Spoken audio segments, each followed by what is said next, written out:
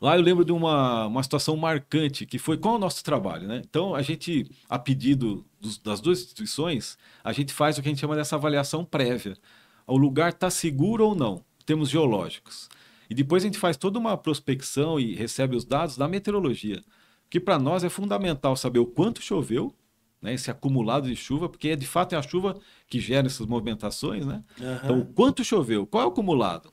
E lá em São Sebastião, o acumulado, não sei se vocês vão lembrar, chegou a 640 milímetros de chuva, 680 milímetros de chuva em 10 horas. 10 horas. Então era muita água num espaço geográfico até pequeno, né? E a previsão meteorológica também para nós é muito importante, porque eu preciso saber se aquele evento vai parar, eu vou ter uma estiagem ou ele continua. E lá em São Sebastião, a previsão ainda era de continuidade. Então a gente já tinha esse acumulado muito grande de chuva e uma previsão muito desfavorável. Então, alguns pontos a gente foi com muita cautela para tentar fazer o resgate, ou até a busca, né? Infelizmente, na Vila Açaí, que foi o ponto mais afetado, né? Foi um trabalho bastante árduo ali do Corpo de Bombeiros, né? E com monitoramento constante de todas as equipes.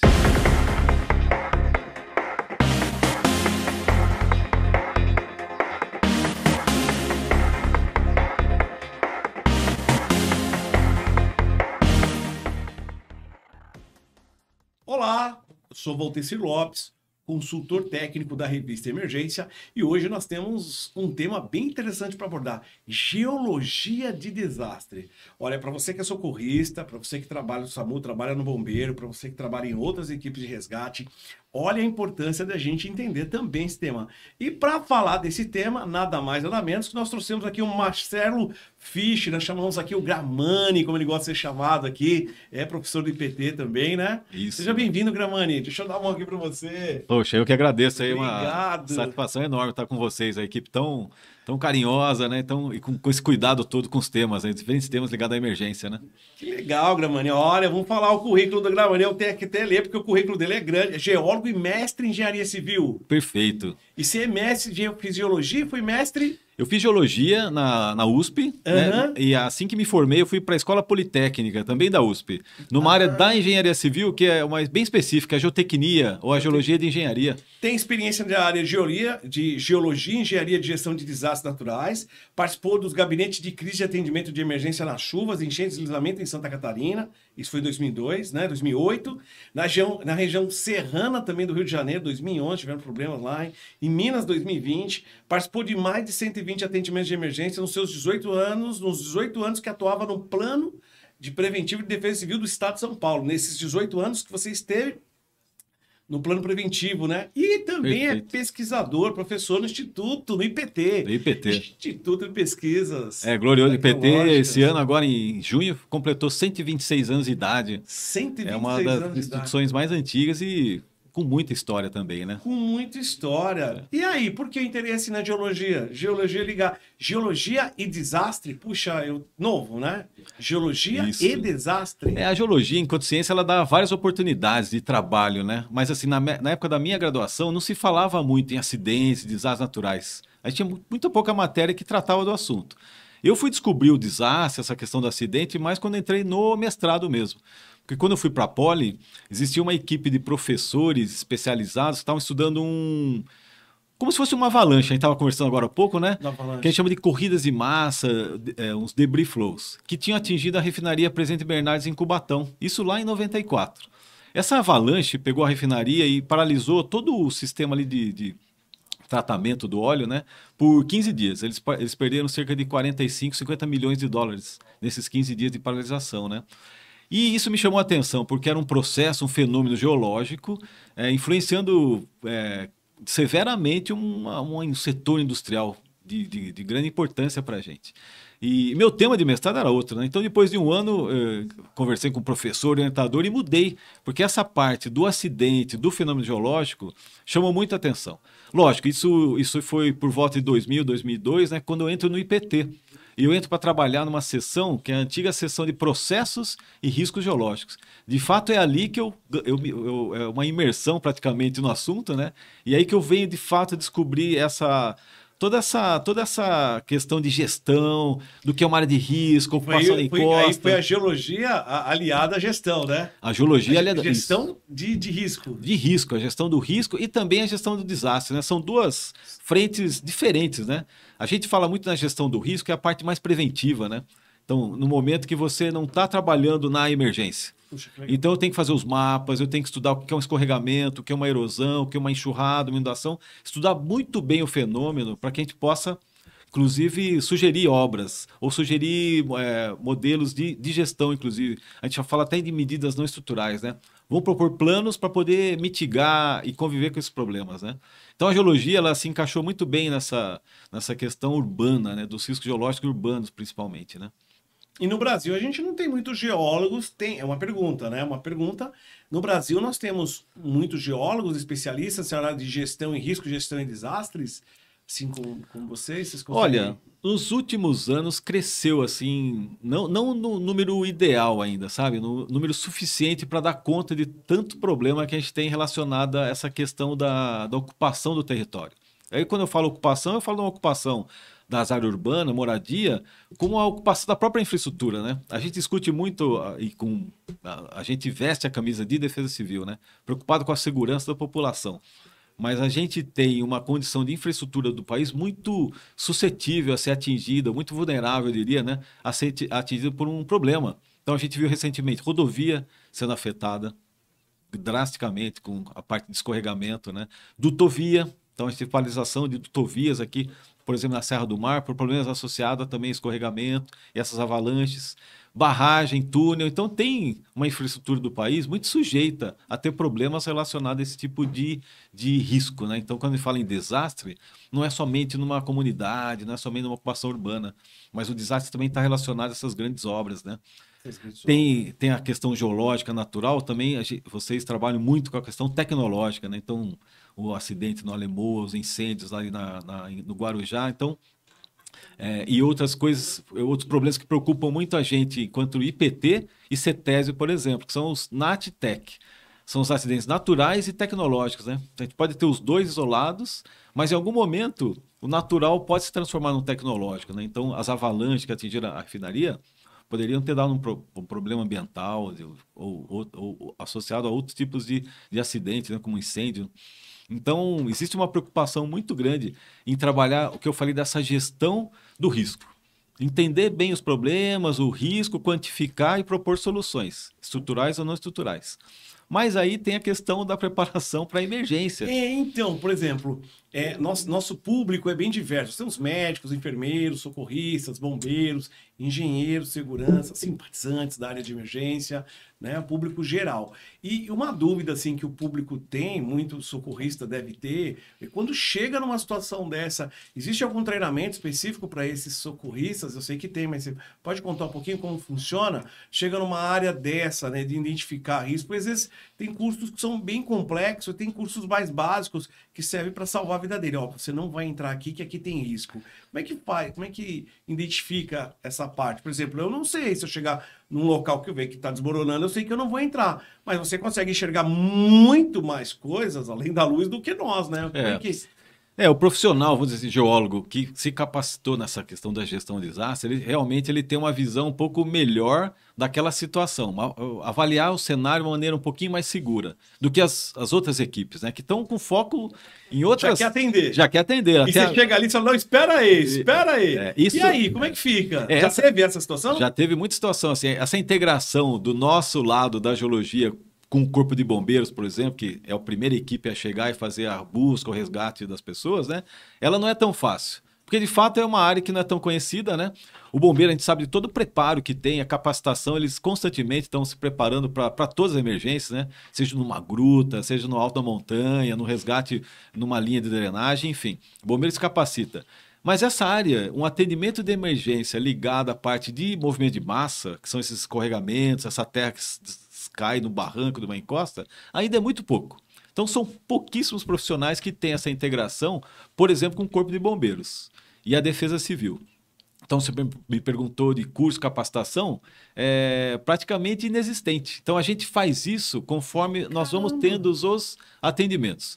Quando é que eu me preocupei com esse assunto, né? A integração de umas equipes de geologia, de geologia e de engenharia, com o Corpo de Bombeiros e Defesa Civil. Foi em 2008, quando a gente assistiu aquele desastre em Santa Catarina.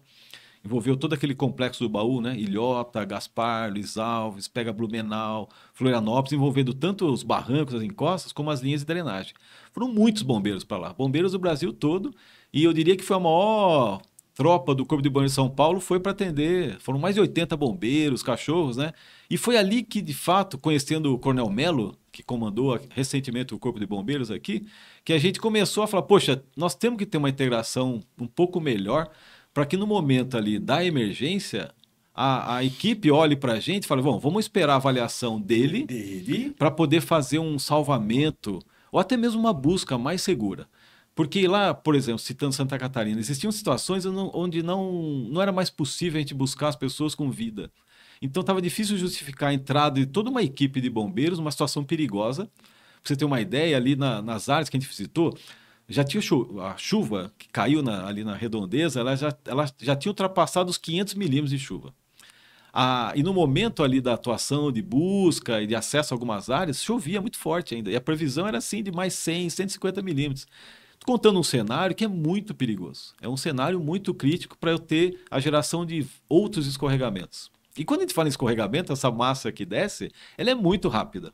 Então, quando a gente fala assim, não, a gente vai entrar, mas vai fazer rota de fuga, vai ficar de olho nos sinais, e em algum momento a gente dá o toque para... Isso pode, em algumas situações, é muito perigosa, porque o escorregamento, muitas vezes, é muito rápido. Infelizmente, algumas vezes o escorregamento, a princípio, ele dá alguns sinais. Um barulho, uma trinca. Então a gente vai em busca desses sinais de superfície, né? Porque a gente não tem equipamento ainda para medir uma movimentação. Estou num prédio, fiz uma trinca. Você já sabe o que é. Sai da Leão da Montanha. Isso, sai daí e sai rápido. Isso é rápido. Porque é um sinal de que algo está errado. Com escorregamento é a mesma coisa. O que acontece? Às vezes está numa encosta natural, então você tem muita árvore, tem um mato, que de certa forma mascaram esses sinais. Mas, de qualquer forma, a gente busca maneiras de, numa emergência, tentar achar isso. Numa emergência também está chovendo, às vezes está chovendo forte. Então, você tem lá toda uma equipe de bombeiro, de resgate, do grau, todo mundo ali esperando para tirar as vítimas. E acima delas, se a gente fala montante, tem uma encosta toda quase que se movimentando. Então, a gente fala que é uma situação bem perigosa. Então, o preparo é fundamental. E sim, existiram situações onde esse trabalho, essa nossa integração foi fácil, até por se conhecer, e outras situações não, de não ter essa integração tão fácil. Então chega lá o Gramani, geólogo do IPT, até eu me apresentar, explicar o que eu vou fazer, já se passou um tempo. E a gente sabe que o tempo-resposta ali é fundamental. Teve todo esse protocolo de apresentação que poderia ser... Antecipado apenas com um core ou algum outro tipo de situação que adiantasse isso. O que é a ideia hoje? Então você já falou direto. Chegou lá, você vai ter que explicar por A mais B porque você está ali. Isso. Na hora que entender, já se passou. Pode ser tarde demais. Então a gente... em algumas situações isso já foi mais fácil. Vou contar o caso da gruta em Altinópolis. Altinópolis é um município aqui pertinho de Ribeirão Preto. Ribeirão Preto. E... Tem Unifurnas, Altinópolis também, mas é outra coisa. É outra coisa. Cidade. E lá em Altinópolis tem algumas situações geológicas de formação de grutas e cavernas. E aí, num treinamento de bombeiros civis, eram cerca de 28 bombeiros civis. Você lembra a época? Foi em 2022, se eu não me engano. Pouco tempo. Foi pouco tempo atrás. Foi em outubro. Eles foram treinar? Eles estavam em treinamento, começou a chover forte, eles resolveram se abrigar na gruta, 2 bocas. Isso de madrugada. Em algum momento, parte do teto e da parede dessa gruta cai e atinge uma parte dessa turma que estava abrigada nessa gruta. Uma fogueira acesa, enfim. Bom, dos 28, 12 são gravemente feridos e 9, infelizmente, vêm a óbito. O que acontece? Isso foi de madrugada. Às 7h15 da manhã, a Defesa Civil me aciona. Falou, Gramani, a gente precisa de um apoio, conta um caso, a informação do teto, de uma gruta que desabou, e o Corpo de Bombeiros de São Paulo está lá para fazer o atendimento, e, de certa forma, não eles, mas não sabiam como proceder. Está seguro ou não? Vai cair mais partes de uma gruta, de uma caverna ou não? Então, como foi a emergência? Isso foi às 7h15, às 10 horas, 11 horas, a gente estava chegando já no Campo de Marte, com direção a Ribeirão Preto, ao aeroporto. A gente foi com o King Air da polícia, né? Para fazer um atendimento rápido. E chegando lá, pelo menos uma boa parte da equipe de bombeiro e do policiamento me conhecia. Então o trabalho foi muito mais fácil. Eu não tive que me apresentar, falar que é geologia e que a gente vai. Foi reunir a equipe, porque tinham 9, né? Infelizmente, 9, foram 5 homens e 4 mulheres, né?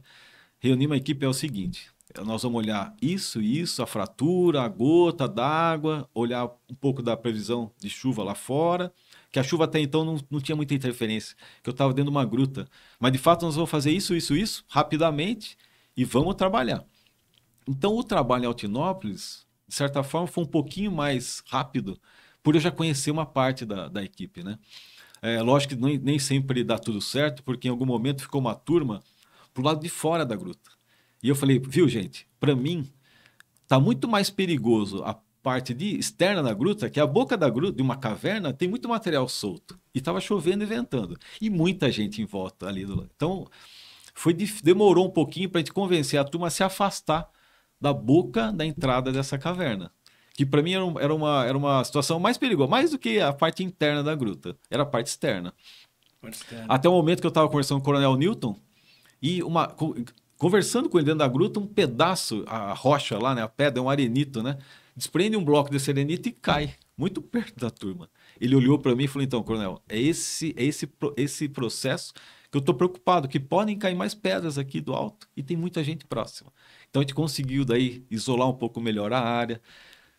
Né? Então, pra conversando fazer, um pouco né? Nós temos uma cidade do lado de Furnas, em Minas, em que houve um incidente desse de cair, né? Isso, uma torre de rocha, foi em Capitólio. Uma torre, Capitólio. Olha que interessante como não mudando de assunto, mas Claro. o que é um acidente, como um acidente às vezes apaga o outro. Porque esse acidente na gruta em Altinópolis foi em outubro. Esse de Capitólio, ele é por volta de janeiro, acho que finalzinho de janeiro, fevereiro. Quando cai essa torre, lógico, essa foi televisionado, foi filmado, infelizmente também morrem 10 pessoas, né? A mídia ficou tão forte em cima do Capitólio que semanas depois ninguém mais lembrava de Inclusive colegas técnicos falavam Capitólio, eu falava, gente, e Altinópolis? Apagou outro acidente. Então, isso é um pouco comum também, um acidente grave, né? Apagar um outro. Que para nós da área técnica é ruim, porque infelizmente é no acidente que você aprende um pouco, né? Então, o Capitólio hoje, se a gente chegar hoje lá e falar, olha, existe a chance uma torre dessa de pedras de mais de 40 metros de altura tombar, eu tenho certeza que quase que 100% das pessoas vão acreditar. Se eu, enquanto geólogo, vou antes, faço um mapeamento geológico, geotécnico e falo, olha, existe a possibilidade da torre cair de lascas, bloquinhos de rocha, eu acredito que muita gente não ia nem dar essa importância. Desde o poder público até o dono do atrativo turístico, né? Então hoje é que é um pouco do convencimento. Existe essa ciência que é a geologia que de fato consegue mapear, consegue identificar, produzir um mapa e dar recomendações. A gente encontra um pouco ainda dificuldade em alguém olhar e falar, tá bom, a palavra talvez não seja acreditar, mas não, eu confio naquilo que você está falando. É o que não acontece, às vezes a gente vai visitar um médico, né? Você está doente, o médico fala, viu, você está com essa dor, o remédio, aí você não duvida muito, você segue aquela. Por que não seguir o que um geólogo está falando? Sim, claro. Olha, é perigoso, ninguém vai entrar. Não vai entrar. Nesse momento, não dá, porque a chance de eu ter um problema é muito grande. Então, por que a gente confia, às vezes, no médico? E tem que confiar, né? Claro. Não, mas peraí, tem um profissional que estudou para aquilo, né? Tem as suas limitações, como tem a medicina, mas de fato ele está buscando a segurança de toda uma turma, seja uma comunidade, seja um turista, seja uma equipe do Corpo de Bombeiros, né? Infelizmente a gente já viu, e aqui não é buscar, né? Mas é um pouco desconhecer, né? E a gente tenta antecipar isso. Eu lembro na região serrana do Rio, né, que você comentou, em 2011, um dos fatos muito marcantes é que uma viatura do Corpo de Bombeiros vai fazer um atendimento em Nova Friburgo. Tem um escorregamento enorme de uma encosta, de uma família soterrada, e a viatura ela se posiciona muito próximo da encosta. E a gente sempre avisa, olha, não é porque escorregou que não tem mais material para escorregar. Sempre pode ter um segundo, um terceiro escorregamento. Infelizmente, a viatura ficou muito próxima e a equipe estava no momento tirando as pessoas quando tem um segundo evento de escorregamento, esse deslizamento, né? E soterra todo mundo, inclusive a viatura do Corpo de Bombeiros. Infelizmente, morreram 2 ou 3 bombeiros naquele momento, né? Então, isso que a gente fala, tem situações que a gente entende a missão, né, de salvar vidas, Salvar. e a gente trabalha para isso, né? Eu, enquanto os colegas aí do IPT, né, a gente pensa sempre isso. A ideia é salvar e preservar a vida. Preservar. Gramani, você participou de outros eventos emblemáticos, né? Você falou esse que é dos bombeiros, mas teve outros eventos emblemáticos que você participou, né? Conta aí pra nós como é que foi. Desses últimos grandes... Esse eu gostaria que você marcasse, que esse foi ponto de aprendizado, né? Esse de Santa Catarina, 2008? Esse dos bombeiros. Esse dos bombeiros, com certeza. Um outro recente foi o Rio Grande do Sul, né? A gente, o ano passado, né? Infelizmente também um evento enorme, né? Catastrófico também em termos de dimensão, né? Geográfica e de chuva, né? A gente foi mobilizado, fui junto com a equipe de Defesa Civil, a gente foi a primeira equipe a chegar na região para fazer um atendimento de emergência voltado a essa questão do risco geológico, lá muito mais o hidrológico, né? As bacias estavam muito cheias, os rios com alta carga de água, né? E de certa forma enxurrada. E foi também um atendimento marcante, porque de fato foi uma experiência. Você vê, eu trabalho há mais de 20 anos com isso, tenho mais de 100 atendimentos e a gente está sempre aprendendo. E quando a gente chegou, né, a gente saiu daqui do Palácio dos Bandeirantes às 7h30 com a viatura da Defesa Civil, eu mais 3 colegas da Defesa Civil, e a gente chega por volta das 11, 11 e pouquinho em Estrela, entre Estrela e Lajeado, num dos rios mais afetados na região naquela época, que até então não sabia, que era o Rio Taquari. Então a gente tentou atravessar o Rio Taquari, isso por volta das 11, 11h30 da noite. O rio ainda estava quase que no auge da sua inundação, porque depois que a gente tentou passar, ele subiu mais 4 metros.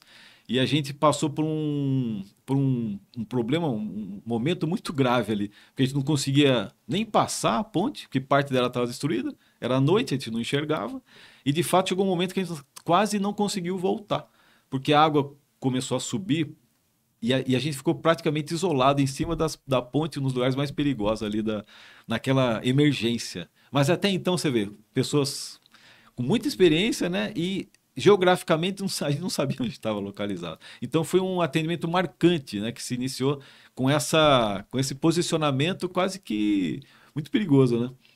Então os atendimentos no Rio Grande do Sul foram também experiências diferentes e de aprendizado também, né? E os últimos, sem dúvida, aqui a gente fala muito a gente assistiu São Sebastião também em 2023, né? E no dia 19 de fevereiro a gente tem centenas de escorregamentos, deslizamentos na encosta. Infelizmente, mais de 60 pessoas vítimas dessas movimentações de massa, né? E uma atuação muito forte junto também Defesa Civil de São Paulo, Corpo de Bombeiros de São Paulo. Lá eu lembro de uma situação marcante que foi com o nosso trabalho, né? Então a gente, a pedido das duas instituições, a gente faz o que a gente chama dessa avaliação prévia. O lugar está seguro ou não, em termos geológicos. E depois a gente faz toda uma prospecção e recebe os dados da meteorologia. Que para nós é fundamental saber o quanto choveu, né, esse acumulado de chuva, porque de fato é a chuva que gera essas movimentações, né? Uhum. Então, o quanto choveu, qual é o acumulado?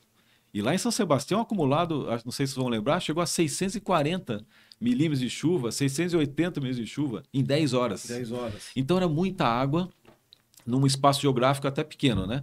E a previsão meteorológica também para nós é muito importante, porque eu preciso saber se aquele evento vai parar, eu vou ter uma estiagem ou ele continua. E lá em São Sebastião, a previsão ainda era de continuidade. Então a gente já tinha esse acumulado muito grande de chuva e uma previsão muito desfavorável. Então, alguns pontos a gente foi com muita cautela para tentar fazer o resgate, ou até a busca, né? Infelizmente, na Vila Açaí, que foi o ponto mais afetado, né? Foi um trabalho bastante árduo ali do Corpo de Bombeiros, né? E com monitoramento constante de todas as equipes. Legal. Gramini, você fala de monitoração, existe o que tem de novo, o que tem desenvolvendo de novo de tecnologia, de drone, de avaliação Porque às vezes assim, um drone ele vai percorrer muito mais quilômetros aí do que uma pessoa aí pode ver trincas ou com câmeras que podem ver trinca ou não, né? Perfeito. Não, o drone hoje é uma ferramenta essencial para a gente. Por onde tem essas trincas. Porque ela chega rápido em pontos de difícil acesso. Não é fácil subir uma encosta, né? Uma escarpa serrana. Então, o drone, com a qualidade de imagem, a gente consegue rapidamente subir esse drone e até com o zoom da câmera você consegue calcular buscar até a trinca pela imagem, dá para calcular até a trinca e comprimento. Se você Isso, chegar e... essa abertura. Essa abertura. Tem uma coisa que a gente chama de degrau, né? Então, além da trinca, um degrau de abatimento, que é esse deslocamento da massa, né? Ele também é um indicador. Aí- Mais do que a trinca, quer dizer, já movimentou. Eu fui pro Chapada dos Veadeiros, né? Fiquei um tempo lá. E fui para alguns locais e vi uma situação assim que eu fiquei assim, falei, meu, isso aqui tá certo. Uma trinca enorme ali perto de uma cachoeira maravilhosa, não vou citar nomes, mas Certo. pensando que não, como é que faz para fazer uma avaliação daquela? Quem é responsável de avaliar? Porque ali é um local onde é de turismo, né? O pessoal até paga às vezes para entrar, tudo. Isso, é. E eu sei que as pessoas que estão ali não vão saber disso, né? Mas para cair um negócio daquele, se cair, faz um desastre grande. Ali. Dependendo da situação, é de extremo perigo. Então, a princípio, o poder público ele teria que ter esse controle. Então, tem uma prefeitura, né, que teria que cuidar do seu atrativo turístico. Aí, em paralelo, também tem o dono do atrativo, né? Então, o Capitólio é um exemplo, tem centenas de exemplos, né? Tem. Onde tem alguém que vai cobrar. Então, eles teriam... Por exemplo, nós mergulhamos muito em Furnas. Depois daquele incidente, acidente, porque teria prevenção, né? Depois daquele acidente, o que a gente fez? Em alguns mergulhos que a gente faz num paredão, a gente desce com capacete. Isso. Porque eu desço a 40 metros, 45, então a gente desce num paredão. Então os paredões são bem selecionados. A gente vai descer num paredão, a gente escolhe o paredão mais selecionado, olha, porque qualquer pedrinha que cai lá, você tá a 40 metros, uma pedrinha, ela vai a cada 10 metros, ela aumenta a velocidade. Isso, é. Se tiver a 40 metros, é uma pedrinha daquela na sua cabeça, né? E lembrar Capitólio, né? Além da torre, a gente tem outras placas de rocha que tem algumas toneladas, às vezes, né? Então, lógico, o capacete sempre é muito seguro, porque ele vai evitar os pequenos, né? Não, Agora, mas, o maior... esse aí já não tem. E eu fiz parte da equipe que estudou o acidente de Capitólio. Por isso que eu falo, é importante ter essa história. Então, o professor Fábio Reis, da Unesp, a professora Joana, que são pessoas que estão de olho agora nessa questão do mapeamento de áreas turísticas. Pra você ter uma ideia, a professora Joana fez um mapeamento de detalhes em Fernando de Noronha. Um mapeamento geológico voltado à gestão do risco. Pô, que legal. Então nós temos essa ferramenta. A gente que tem essa a ferramenta seja aplicada aí em tudo que é lugar. Temos Goiás, temos Alto do Paraíso, temos aqui no Sul, que bonito, temos aí Petar, tem um monte de lugar. Tem um monte de atrativo no país todo. Precisa se utilizar isso. Eu voltei agora, fiz uma viagem até o Paraná. Então fui em Prudentópolis, Tibagi, Ponta Grossa, são áreas turísticas onde tem muita cachoeira, e são enormes as cachoeiras. E ou elas são públicas, né, fazem parte de um parque, ou tem o dono também. Mas, de fato, você vai buscar um mapa que trate a questão do risco geológico, ele não existe. Existem algumas recomendações só do que fazer. Mas você sabe bem, né, quem já frequentou uma cachoeira, é muito material solto, às vezes, né? E tudo isso aumenta essa questão de você estar mais vulnerável e aumenta essa exposição, você ter algum problema. É sempre que acontece? Não. Mas, de fato, o ideal é que a gente tenha um mapa, que a gente tenha um procedimento, que o turista saiba disso, que ele seja orientado, né? Para poder ajudar na gestão. Eu falo para as pessoas, a responsabilidade não tem que estar na mão só do geólogo, por exemplo, que fez o mapa. Tem que todo mundo, inclusive Ministério Público, Defensor Público, todos têm que conhecer. Os próprios monitores que estão ali de turismo, que dizem, olha essa pedra, né? Perfeito. Eles têm que ter essa... Porque os monitores é quem guiam, né? Que faz essa questão de levar o turista até os pontos. Recentemente, a gente fez um trabalho grande ali no IPT de recuperação da trilha da Pedra Lisa. É uma trilha que sai de Paranapiacaba e vai até o Poço das Moças, que é o Vale do Quilombo, ali na Serra do Mar. E ali a gente fez além de todo o trabalho de setorização do risco, identificação dos problemas, teve um trabalho intenso, né, que é uma outra fase da gestão, que é capacitar e treinar. Então a gente levou para os guias, para os instrutores, monitores, toda essa questão da geologia, do que é uma rocha, do que é um solo, o que é um escorregamento, o que é uma queda de lasca, um rolamento de bloco de rocha, e como identificar isso durante o percurso de uma trilha. Porque a gente faz uma trilha no momento do dia normal. É importantíssimo isso pra gente, né? Esse treinar a percepção é bom. E o turista ele tem que saber, olha, a área, de certa forma, é tranquila. Existem alguns trechos que são mais perigosos. E isso, ótimo para preparação, para você conhecer o problema. Num dia, então, é tranquilo a gente fazer uma trilha no dia de sol, né? Sem chuva. Mas a gente já viu que essas questões climáticas, elas, de certa forma, não sei se a palavra é mudar, mas elas estão acontecendo. De a gente ser pego de surpresa, às vezes numa trilha ou numa vistoria, até num trabalho nosso de campo, por formações que de repente se formam ali no setor de serra, por exemplo, e desabam águas ali de 100, 200 milímetros em poucas horas. Então, até isso, né? A gente fez com os guias lá em Paranapiacaba. Existe uma situação, vai, de normalidade, mas pode acontecer de uma formação pegar todo mundo de surpresa, né? Então, a gente Pega todo mundo. tem que estar preparado para isso. Qual é o melhor lugar para ficar Pra ficar abrigado? abrigado. Fico, não fico? Aí, não só a questão geológica, envolveu a questão meteorológica e raio também, como se proteger, né? Tudo para quê? Para minimizar esse risco. A gente E hoje a gente tem esses dados disponibilizados pelo INPE, né? Na parte de raios, tudo, uma coisa. isso. E você a previsão hoje, a Previsão. previsão está muito boa também, né? A gente sabe, tudo tem limites, né?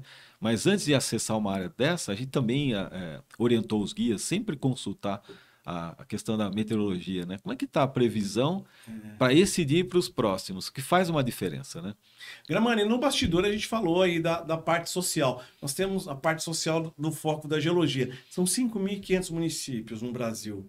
E nós temos esse problema que a gente chama aí de planejamento urbano, né? Como é que vocês estão vendo isso aí, né? Do ponto de foco da geologia, do seu foco? Então, Porque você falou que os problemas são causados muito por isso, né? Você falou por ocupação completa. e a ocupação das cidades, né? Em algum momento alguém achou que podia ser fácil ocupar a margem do rio ou ocupar um morro, né? É até possível, né? Mas não da forma que a gente foi acumulando. Qual o problema, eu acho? Essa questão do planejar. No passado, alguém falou, poxa, mas ninguém planejou? Planejou, mas de certa forma planejou errado. Não com a visão de processo, com essa visão geológica ou hidrológica das coisas, né? Se planejou uma cidade, mas a gente vê que não deu certo. Se a gente tem tanto problema, não sou eu que vou dizer que alguém errou. De fato, o que a gente assiste todo ano é que está errado.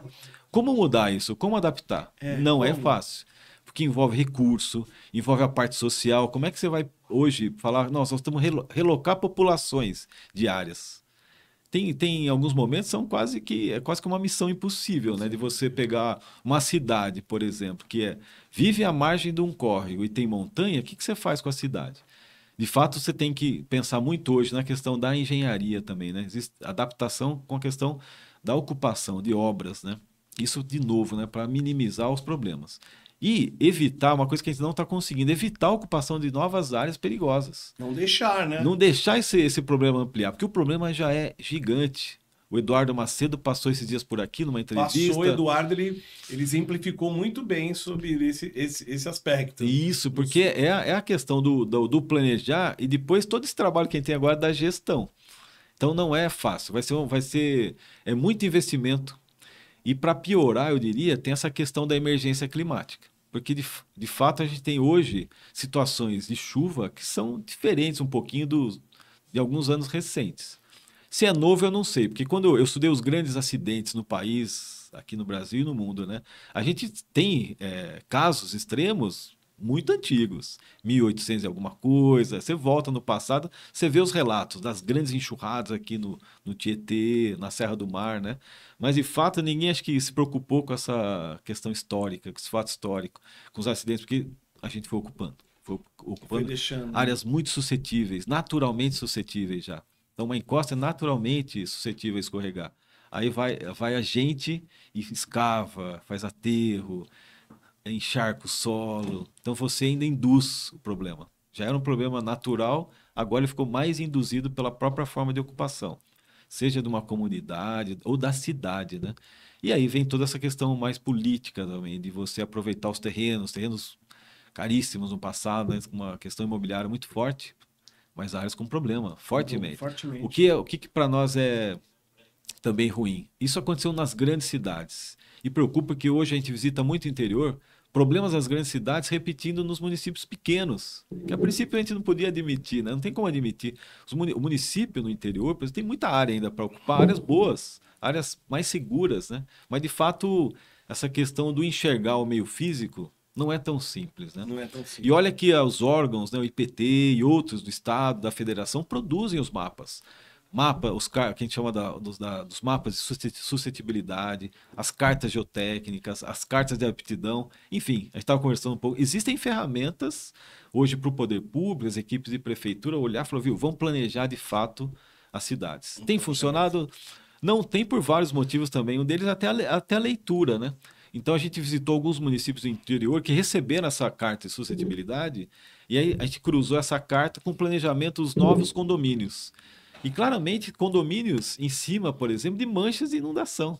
Então quem está planejando e autorizando, de fato não está enxergando. Muitas vamos dizer vezes assim. não é nem ingerência, seria ingerência, né? O correto falar, não é por maldade ou por intencional, né? Isso, tem as duas coisas. Acho que tem o intencional Tem e as duas formula- coisas, né? O intencional e ingerência. E né? talvez essa falta de leitura, do desconhecimento do que é um mapa, como é que eu interpreto aquela mancha azul escura, azul clara, que falta um pouco também da nossa parte, né? De explicar melhor o que é esse mapa, o que é Tem essa que chegar carta essa geotécnica. informação a eles, né? Pra você ter uma ideia, a primeira carta geotécnica do país foi feita pelo IPT, em 1978 e 79, entregue à Defesa Civil do Estado de São Paulo. Isso para dizer um pouco que a gente já, desde há muito tempo, se existem instrumentos de identificação de risco e de orientação. Olha, aqui, isso, a carta geotécnica, a primeira do país, foi feita para os morros de Santos e São Vicente, né? Que são as áreas clássicas para a gente, num passado com muito mais problema, hoje um pouquinho melhor resolvido, Caramba, com intervenção, com gestão, né? que legal. E nesses seus 18 anos aí de trabalho preventivo no estado de São Paulo, como é que você viu essa evolução aí, desses 18 anos que você fez? O que evoluiu? Esse já deu um toque dessas cartas, outras coisas. Quando a gente fala em gestão, né? A gestão do risco, a gente sempre lembra de uma metodologia que eu aprendi lá com o Eduardo, Ogura, Leandro Serri, que é a questão das 5 etapas que a ONU, um escritório da ONU propôs lá na década de 90, a década internacional de estudar esses grandes acidentes envolvendo movimentos de massa, que é a identificação do risco, a análise do risco, proposição de medidas estruturais e não estruturais, preparação para situações de emergência e a última etapa e quinta é capacitação e treinamento. Quando a gente pega, por exemplo, o sistema de defesa civil, e a gente faz parte desse sistema, né? Defesa civil, os órgãos de apoio, corpo de bombeiros, é um sistema. O sistema tem que estar forte. A gente viu que houve uma evolução muito grande nesses 5 pilares. A parte de identificação do risco, uma campanha muito grande de fazer mapas, né, produzir essas cartas, instrumentos de identificação de risco. Melhorou muito a questão também da própria academia, em estudar o que é um escorregamento. São todos iguais? A gente sabe que o escorregamento é raso, tem uns que são mais profundos, tem uns que são estruturados. O que é isso? O que é o rastejo? Como é que essa massa que não escorregou, mas ela está dando sinais, está movimentando? Então a parte da academia colaborou muito também nessa questão da análise do risco. O IPT faz isso constantemente, né? Vira e mexe está pensando em melhorar essa análise. Como melhor identificar para poder antecipar? Outra coisa que evoluiu foi um pouco a parte da engenharia. Quando a gente entra nessa terceira etapa, que são as medidas estruturais. Então, hoje a gente tem tecnologia de projetos diferentes, já, materiais diferentes, para poder conter uma encosta, para conter um bloco de rocha numa cachoeira, por exemplo, e você não ter que impedir o acesso de um turista, que são áreas belíssimas para visitação, né? Sim. Então, tem essa parte da medida de obra. Então, obra, projetos e estruturas diferenciadas, né? Tem a questão das não estruturais. Quando a gente fala em planejamento, você citou o PPDC, que é o Plano Preventivo e Defesa Civil do Estado de São Paulo. Ele é coordenado pela Defesa Civil desde 1988. São mais de 30 anos operando um plano, que é uma medida não estrutural. E esse plano nosso é baseado em 3 critérios muito fortes, que é a previsão meteorológica, o acumulado de chuva e as vistorias de campo. Onde é que a gente melhorou hoje? E tem que melhorar muito sempre, né? A previsão meteorológica hoje é diferente do passado, né? No passado a gente falava, vai chover aqui no país, você não tinha ideia de onde ia chover. Hoje você pega a televisão, você vê que a jornalista ela aponta, vai chover nessa região, tem até uma corzinha, né? Então melhorou muito. A questão do acumulado de chuva, os pluviômetros hoje espalhados pelo estado. Então a gente tem milhares, antigamente a gente trabalhava com meia dúzia de pluviômetros, hoje tem muito mais e com uma tecnologia muito mais útil, muito mais fácil, chega em tempo real para a gente o valor de chuva. Então hoje se a gente clicar no computador, eu sei quando está chovendo em Atibaia, São José dos Campos, São Luís do Paraitinga, a gente tem essa chuva em tempo real. Tempo real. Dá para trabalhar com a prevenção. E a outra, a vistoria. Você lembrou muito bem, a gente todo ano, IPT, Defesa Civil, capacita os técnicos de prefeitura. São mais de 3 mil formandos nessa questão de como fazer uma vistoria de campo preventiva nessas áreas de risco. E o drone. Então, o drone ele é bom, ele tem umas limitações também. Porque às vezes numa emergência, né, você participou de várias, está chovendo muito forte. Então você não tem nem como levantar um drone. Então, às vezes, no momento da emergência, você precisa de uma imagem. Ventania também não dá, ele tem essa limitação. Perfeito. E aí, a não ser que você tenha um equipamento altamente potente, que aí o valor é estratosférico. Ainda né? é muito caro para E nós. mesmo assim, dando vento, ele não vai. Ele não vai ajudar. Então você vê, mas isso evoluiu muito já. Sim. Você falou das melhorias, né? Mas tem muito a melhorar, tem muita coisa a desenvolver. A outra parte, que é a quarta etapa, que a gente fala da preparação para a situação de emergência. Então, uma situação, uma ação que a gente precisa, urgente ainda, é de fato, junto com os colegas do Corpo de Bombeiro, eles têm o POP, né? Os procedimentos operacionais dele. Poxa, como é que a geologia se encaixa dentro dos POPs do bombeiro, por exemplo, para ter um sistema bem integrado, para a gente chegar, pô, essa equipe de geologia não entra agora, daqui a pouco a gente sabe ter um momento certo. Sim. E também a capacitação e treinamento melhorou muito, né? Então hoje a gente tem essa questão de você, até em EAD, chegar, fazer com que chegue para as pessoas o conhecimento, seja de prefeitura, nas escolas, né? A Defesa Civil recentemente participou de um programa Escola Mais Segura. Poxa, a gente levou esse conhecimento para milhares de alunos. De fato, é formação. Você está formando o cidadão mais preparado, escola mais segura, né? Junto com a Secretaria de Educação. Então, e esse projeto tem quanto tempo? Ele já tem mais de 3 anos. Que legal. É um projeto bem interessante, coordenado também pela Defesa Civil do Estado de São Paulo e a Secretaria de Educação. E a gente, enquanto técnico, dá esse apoio com as matérias, como ensinar o aluno, como a gente pode fazer simulados, enfim, sempre pensando na preparação. Porque a preparação, de fato, é o que às vezes salva a vida. Eu até falo, às vezes a preparação, a capacitação de uma pessoa que mora numa área, ela é muito melhor que um muro. Muito melhor que uma estrutura de engenharia que, a princípio, eu fiz, eu realizei, vai deixar aquela comunidade segura. Isso, de fato, é verdade, mas você capacitando alguém, eu não tenho dúvida que ela, morando numa área perigosa, de uma encosta ou margem do rio, no momento que ela saber do valor de chuva... Um adolescente, eles vão enxergar... A resposta deles chega a ser mais rápida que o do adulto. Muito mais rápido. A absorção da informação para eles é melhor, né? Não é que é melhor, é diferente. É diferente. A gente vê isso até no Japão, né? Um grande exemplo, né? Hoje as crianças sabem o que fazer no momento de terremoto, no tsunami, até no vulcanismo. Eles já sabem o que fazer. E constantemente, né? Há mais de 100 anos, eles revisam os planos. Que isso que é interessante. Um plano, ele não é secreto e às vezes não é perfeito, mas tem que ter. E com o passar do tempo, você faz a revisão do plano e vai melhorando. Vai melhorando. Então, melhorias contínuas, né? Melhoria contínua, isso. E aí você passa a ter uma população capacitada. E aquilo que a gente fala, para nós, a pior situação é você ter que relocar a gente. Mas a relocação numa emergência, eu sempre digo, é preventiva e temporária. É preventiva porque você está assegurando a vida do cidadão, de alguém. De um colega do bombeiro, do grau, do enfermeiro, não é agora.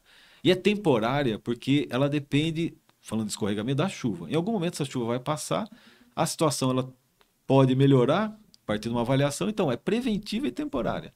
Sem pensar nessas duas situações. Então você treinando as pessoas, a gente vai ter essa questão da segurança muito mais resolvida. Muito mais resolvida. Que legal, conversando com o Gramani aqui do IPT. Gramani, a gente está chegando próximo do finalzinho aqui do nosso evento e do Emergência Entrevista. E eu queria perguntar uma coisa para você assim. Quem te inspirou? Quem te inspira? Quem te inspirou?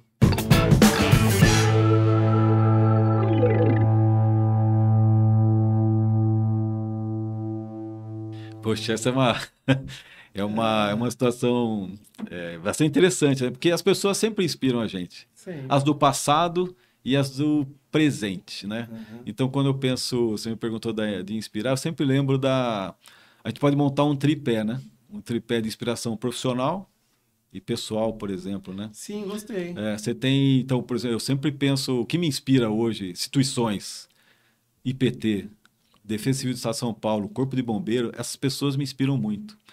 Citaria vários colegas, nomes de colegas. Então, pela Defesa Civil, sempre a gente lembra do Coronel Niacas. E hoje o Coronel Engel, que é o coordenador estadual de proteção e defesa civil, são lideranças que incentivam, sabe, que apoiam.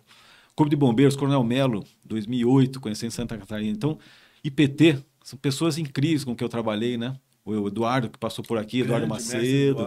Agostinho Ogura, o Leandro Serri, que foi um mestre de todos. Tomina, tinha um Tomina. Tomina na área de incêndios. Então, são instituições muito fortes que o Estado de São Paulo tem esse privilégio de ter, né? E que inspiram muito a gente enquanto geração, né?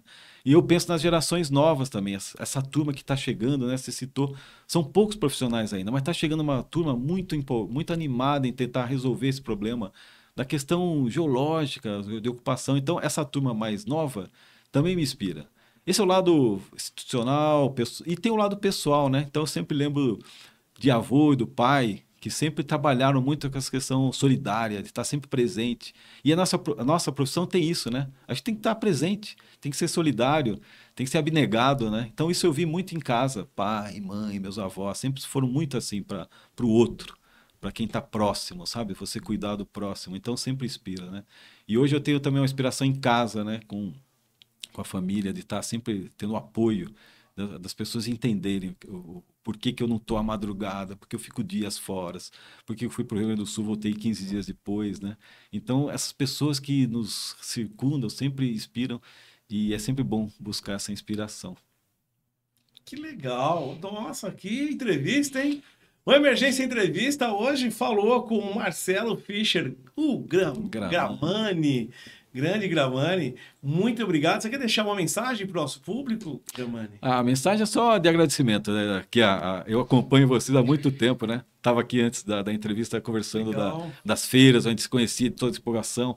A Paula, que está sempre presente. Paula, nossa redatora-chefe aqui da revista Emergência. Poxa, queria agradecer muito ela. Ela sempre está sempre nos momentos consultando e conversando muito, porque a gente precisa disso, né? Precisa ter essa integração de todos, o jornalista, o bombeiro, o pessoal que trabalha nas emergências, é importante. Então, o recado diria que a gente, de fato, busque uma solução mais segura para todos, né? Muito obrigado. Muito obrigado. E o Emergência Entrevista fica aqui.